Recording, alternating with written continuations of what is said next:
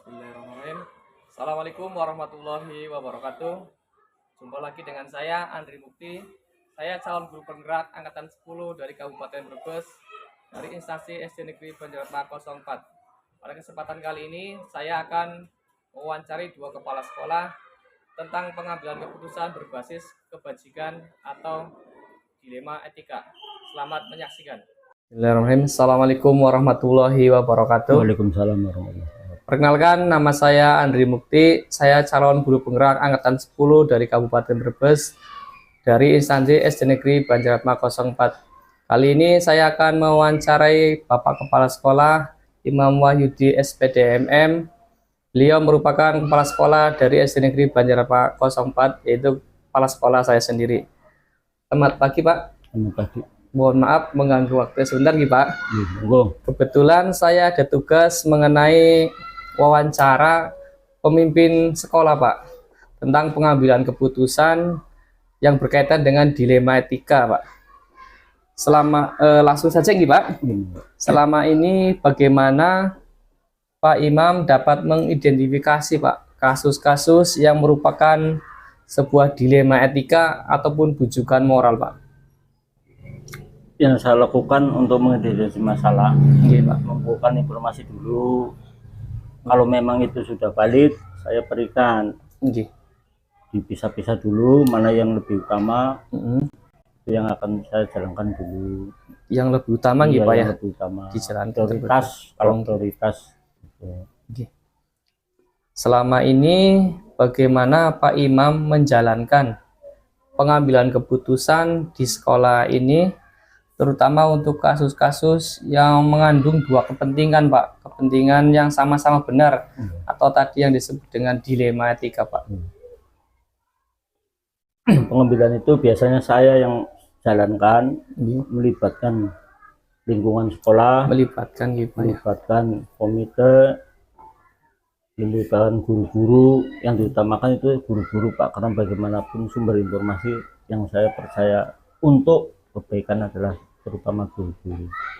Berarti kalau tidak salah tadi yang pertama adalah melibatkan, Pak? Iya, melibatkan stakeholder, terutama tadi Bapak Ibu guru, Pak, ya? Pak, terima kasih. Terus langkah-langkah atau prosedur seperti apa yang biasa Pak Imam lakukan selama ini, Pak?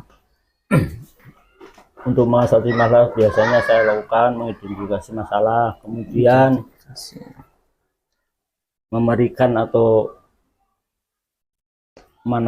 mencari mana yang menjadi skala prioritas, urgent, Pak, ya? Iya, yang urgent, skala prioritas. Terus berikutnya pengambilan keputusan untuk mengatasi masalah.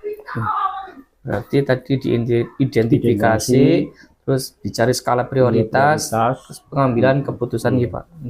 Luar biasa. Untuk selanjutnya, hal-hal apa saja yang selama ini Pak Imam anggap efektif dalam pengambilan keputusan pada kasus-kasus dilema etika, Pak? Untuk mengambil keputusan final, saya tetap melibatkan musyawarah untuk mufakat, terutama dari guru-guru. Kalau belum bisa bahasanya memecahkan masalah, kita melibatkan komite, yang lainnya seperti komite, lingkungan sekolah, wali murid. Tapi tadi mendahulukan musyawarah, Pak, ya? Iya, untuk mufakat. Pak, terima kasih. Untuk selanjutnya, hal-hal apa saja yang selama ini merupakan tantangan, Pak, dalam mengambil keputusan di dalam kasus-kasus dilema etika yang tadi disebutkan, Pak? Ya, alhamdulillah untuk sekolah sini untuk kasus-kasus yang besar belum ada, sehingga untuk kasus-kasus yang agak sedang atau ringan bisa diatasi. Tindakannya satu itu tadi, Pak, saya melibatkan semua stakeholder dari lingkungan sekolah untuk mengambilkan keputusan. Berarti selama ini baru ada masalah ringan ke bawah, Pak, ya? Dan bisa ditangani dengan cara musyawarah dengan rekan-rekan guru, stakeholder yang ada di sekolah. Baik, Pak. Apakah Pak Imam memiliki jadwal tertentu, Pak, dalam menyelesaikan kasus dilema etika? Apakah langsung diselesaikan ketika ada masalah, apa nunggu nanti gimana Pak? Apa secara periodik atau gimana prosedurnya itu Pak? Kalau yang saya lakukan itu biasanya ada tadi ya, untuk skala prioritas mana yang lebih dulu diselesaikan, mana yang tidak. Sehingga saya punya buku catatan kasus-kasus. Nggih. Walaupun yang besar kan belum ada Pak. Nggih, Pak. Itu dibukukan sebagai laporan saya nanti ke atas. Berarti tadi dibuat skala prioritas dulu gitu Pak, mana yang harus diselesaikan. Kalau butuh langsung ya langsung segera, kalau tidak begitu urgent berarti nanti Pak ya. Oke, Pak, terima kasih Pak. Adakah seseorang atau faktor-faktor yang selama ini mempermudah atau membantu Pak Imam dalam pengambilan keputusan dalam kasus-kasus dilema etika Pak? Alhamdulillah semuanya terlibat, bukan hanya seseorang ya. Apalagi ini belum, mudah-mudahan tidak ada kasus besar ya Pak. Sementara untuk mengatasi masalah masih lingkup sekolah tidak melibatkan, belum melibatkan yang lain. Berarti yang mempermudah sejauh ini masih orang-orang yang ada di lingkungan sekolah gitu Pak ya. Dari semua yang telah disampaikan Pak, pembelajaran apa yang dapat Pak Imam petik dari pengalaman Pak Imam mengambil keputusan dilema etika ini Pak? Ya bagi saya sendiri ya Pak ya, dengan adanya dilema etika yang harus diselesaikan, itu menambah wawasan, pandangan saya untuk kemajuan SD Negeri Banjaratma 04. Jadi tadi menambah wawasan gitu Pak, buat Pak Imam nanti kedepannya mengambil keputusan, terus demi kemajuan sekolah kita gitu Pak ya. Baik Pak, terima kasih banyak atas waktu yang diberikan kepada saya, sudah mau berkenan melakukan wawancara dengan saya. Mudah-mudahan kegiatan hari ini membawa manfaat untuk saya pribadi maupun Pak Imam, khususnya nanti buat kemajuan sekolah kita Pak. Terima kasih banyak Pak Imam. Demikian wawancara saya dengan Bapak Imam Wahyudi SPDMM selaku Kepala Sekolah SD Negeri Banjaratma 04. Mudah-mudahan dapat bermanfaat untuk kita semua. Saya akhiri. Assalamualaikum warahmatullahi wabarakatuh. Terima kasih Pak. Assalamualaikum warahmatullahi wabarakatuh. Waalaikumsalam warahmatullahi wabarakatuh. Saya Andri Mukti, calon guru penggerak angkatan 10 dari SD Negeri Banjaratma 04 Kabupaten Brebes. Kali ini saya akan melakukan wawancara dengan Bapak Sutirto dari SDN Banjaratma 5, Kecamatan Bulakamba, Kabupaten Brebes. Gimana kabarnya Pak hari ini Pak? Alhamdulillah sehat walafiat. Mohon maaf Pak, sebelumnya saya mau Pak melakukan wawancara sama panjenengan mengenai pengambilan keputusan di sekolah panjenengan yang jenengan ambil. Monggo. Langsung saja nih Pak. Iya boleh. Selama ini Pak Tirto sudah mengidentifikasi kasus-kasus yang merupakan dilema etika nih Pak. Dilema etika, ya. Selama ini bagaimana Pak Tirto menjalankan pengambilan keputusan di sekolah Pak Tirto, terutama untuk kasus-kasus di mana ada dua kepentingan Pak, yang sama-sama benar dan atau sama-sama mengandung nilai kebajikan Pak. Ini ya, untuk mengambil suatu keputusan masalah-masalah yang hubungannya dilema etika ya Mas. Betul sekali Pak. Di mana keduanya sama-sama mempunyai nilai kebenaran. Makanya kita harus hati-hati. Yang pertama kita mengidentifikasi dulu permasalahan. Iya. Kemudian kita mencari solusinya, bagaimana caranya, dan kalau bisa kita imbang mana kebaikan lebih banyak, ya kan, itu yang lebih besar, karena sama-sama benar ya kan ya. Jadi ngapunten tadi pertama diidentifikasi, mencari solusi masalah itu ya Pak ya. Bagus sekali Pak. Yang kedua, langkah-langkah atau prosedur seperti apa Pak yang biasa Pak Tirto lakukan selama ini?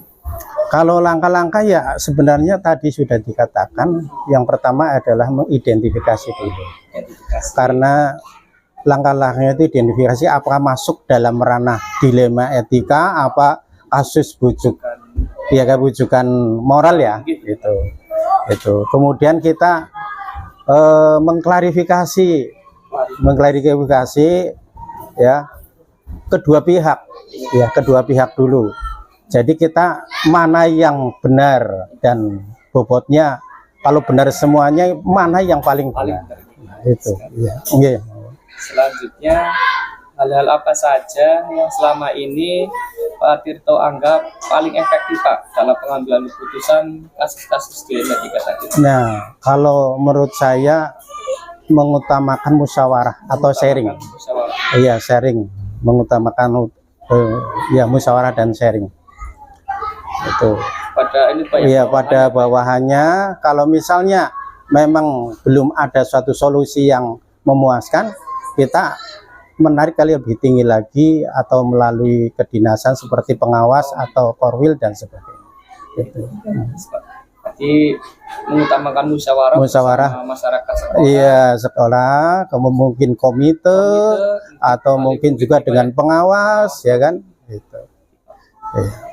Hal-hal apa saja yang selama ini menjadi tantangan Pak dalam pengambilan keputusan? Ya, tantangan yang paling besar itu mengambil keputusan manakala kita sedang ada masalah tentang tabungan. Kan ya. Kadang-kadang kalau tidak diselesaikan secara dini itu bisa menimbulkan nama sekolah itu turun, sehingga ujungnya adalah penerimaan murid barunya berkurang. Tantangan itu yang tantangan yang bergesekan dengan masyarakat, ya Mas Murid. Apakah Pak Tirto memiliki jadwal tertentu Pak dalam menyelesaikan sebuah kasus dilema etika? Apakah Pak Tirto menyelesaikan di tempat secara langsung atau memiliki jadwal untuk menyelesaikannya atau punya prosedur lain Pak? Ya, kalau misalnya jadwal sih kayaknya sih tidak. Yang pertama itu karena masalah itu sifatnya insidental ya kan ya. Ya itu, jadi kalau saya itu mengutamakan istilahnya mengklarifikasi dulu, mengidentifikasi dulu ya kan, kemudian bagaimana solusinya yang terbaik itu. Berarti iya. Usaha respon dengan cepat. Iya. Kalau bisa itu langkah-langkahnya itu harus secepatnya. Dan kalau bisa pencegahannya supaya tidak terulang lagi. Apakah ada seseorang atau faktor-faktor yang selama ini mempermudah Pak Tirto dalam mengambil keputusan atau kebijakan di sekolah ini? Ya tentunya ada ya kan, karena dalam mengambil suatu keputusan tidak mungkin saya itu sendiri ya kan ya, pasti membutuhkan orang lain ya kan ya. Tentunya yang terdekat adalah misalnya rekan guru, komite, pengawas, atau mungkin di situ korwil atau kepala dinas bisa. Ini Pak, yang terakhir nih Pak, dari semua hal yang telah disampaikan tadi yang sangat luar biasa dari Pak Tirto kepada saya, pembelajaran apa yang dapat panjenengan petik Pak dari pengalaman mengambil keputusan dalam dilema etika ini? Iya, kalau mengambil keputusan dalam dilema etika ini, yang pertama kita itu secepatnya setiap masalah harus diselesaikan. Tanggap gitu. Iya, harus tanggap. Karena itu tantangannya adalah nama baik sekolah. Gitu. Jadi nanti jangan diende-ende atau istilahnya diulur-ulur sehingga seperti bom waktu ya, yang sifatnya nanti bisa nama baik sekolah bisa turun dan akhirnya siswa kita akan penerimanya berkurang. Terima kasih banyak Pak Tirto atas waktunya. Dan wawancara ini membawa kebaikan. Amin, amin. Pak Tirto sehat selalu. Amin. Terima kasih banyak Pak. Assalamualaikum. Waalaikumsalam warahmatullahi wabarakatuh. Demikian wawancara saya dengan Pak Sutirto SPD MPD dari Kepala Sekolah di Negeri Banjarnegara 05. Saya akhiri. Assalamualaikum warahmatullahi wabarakatuh. Waalaikumsalam. Demikian wawancara saya dengan dua kepala sekolah tentang pengambilan keputusan dengan kasus dilema etika. Mudah-mudahan kegiatan pada hari ini bermanfaat untuk kita semua. Saya akhiri, wassalamualaikum warahmatullahi wabarakatuh.